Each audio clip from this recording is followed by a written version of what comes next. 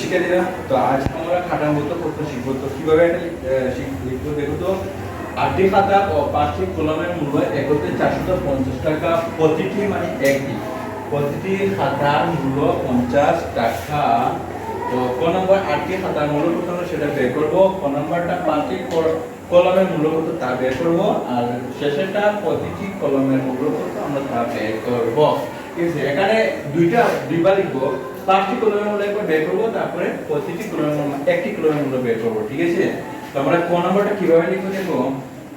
ক নম্বরটা আমরা লিখতে পারি, দেখো বলছে 8টি খাতার মূল্য, তাহলে দেখো ওই দেবো সব প্রতিটি খাতার মূল্য কত দেওয়া আছে 50 টাকা, মানে একটি খাতার মূল্য। ঠিক আছে, তাহলে একটি দেখা যাচ্ছে একটি খাতার মূল্য কত টাকা, কথা বলবা 50 টাকা। হ্যাঁ, সুতরাং কয়টি খাতা বের করব, উত্তর 8টি। তাহলে 8টি খাতার মূল্য অবশ্যই গুণ হবে, তাহলে 50 গুণ 8 টাকা। ঠিক আছে, তাহলে এখানে উত্তর করলে 8 0 0 5 8 40 470 টাকা। ঠিক আছে, তাহলে এটা হলো কি আমাদের একটা উত্তর। ওকে, উত্তর কত টাকা? 8টি খাতার দাম 400 টাকা।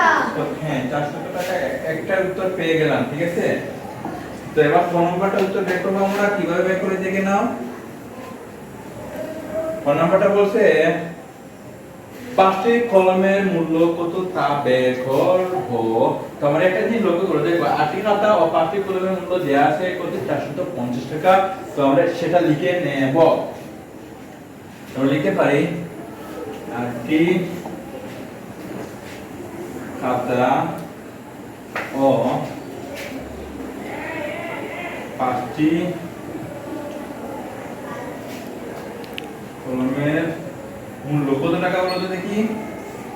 8টি খাতা ও 5টি কলমের মূল্য কত টাকা? 450 টাকা। জি, 450 টাকা।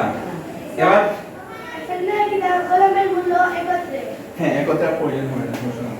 8টি খাতা ও 5টি কলমের মূল্য কত টাকা? 450 টাকা। এবার দেখো আমরা 8টি কলমের মূল্য অলরেডি, 8টি খাতার মূল্য পেয়ে গেছি। ঠিক আছে, তাহলে আমরা লিখতে পারি 8টি খাতার মূল্য, সুতরাং 8টি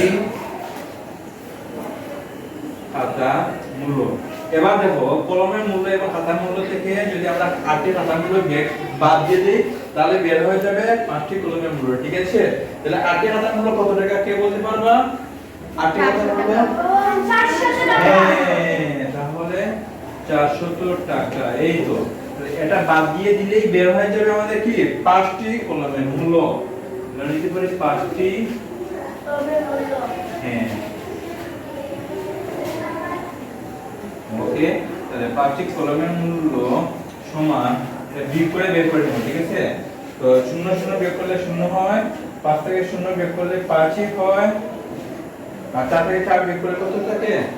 0। বামে 0 বসে না, এত টাকা। ওকে, এই তো উত্তর পেয়ে গেলাম। ঠিক আছে, তা বের করার জন্য আমাদের 5টি কলমের মূল্য, এই দেখো 5টি কলমের মূল্য বের করে নিয়েছি। তাহলে উত্তরটি হবে 50 টাকা। ঠিক আছে, এবার গ নাম্বারটা কি বলছে দেখে নাও। এটা হবে উত্তর। এই গ নাম্বারটা আমরা এখানে করে দেখাচ্ছি তোমাদেরকে।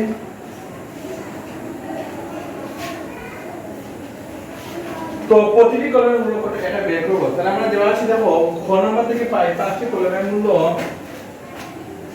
5টি কলমের মূল্য কত টাকা? 50 টাকা। ঠিক আছে, তাহলে একটি কলমের মূল্য, তাহলে একটি কলমের মূল্য কম হলে ভাগ হবে, 50 ভাগ 5 টাকা সমান 10 টাকা। তাহলে একটি কলমের মূল্য কত টাকা? 10 টাকা। হ্যাঁ, উত্তর 10 টাকা। এই তো শেষ। ক্লিয়ার? বুঝতে পারছো? ইয়েস। একদম সহজ। এমনকি পরীক্ষাতে আসার সম্ভাবনা আছে। ওকে, যদি বুঝে থাকে তাহলে তোমাদেরকে অনেক অনেক ধন্যবাদ।